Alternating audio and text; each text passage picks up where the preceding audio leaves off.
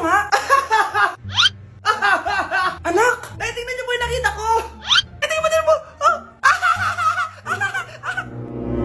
Yan, diyan ka magaling. Puro cellphone. Buti pa yung anak ni Aling Susan, tumutulong sa bahay. Pero nay, nakakatawa po kasi. Sumasagot ka pa. Buti pa yung anak ni Aling Susan, hindi sumasagot. Sige po, Nay. A few moments later. Good news, Nay! 95 yung grade ko sa school! 95? Ba't ang baba? Buti pa yung anak ni Aling Susan, naka 99. Hindi ka kasi nag-aaral na maayos. Matutulog na lang ako. Yan, diyan ka magaling! Natutulog ka na naman! Buti pa yung anak ni Aling Susan, hindi natutulog. Pumaba ka nga!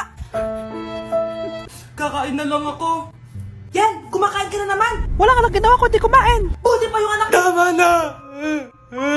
Sumasagot ka pang bata ka, ha? Buti pa yung... Buti pa si Aling Susan, masarap magluto ng ulam. Ikaw, itlog lang, wala pang lasa. Nagre-reklamo ka pa sa 95 good grades? Ikaw, ano nakuha mo ng high school? Sige ka, pakita mo sa akin. Buti pa si Aling Susan,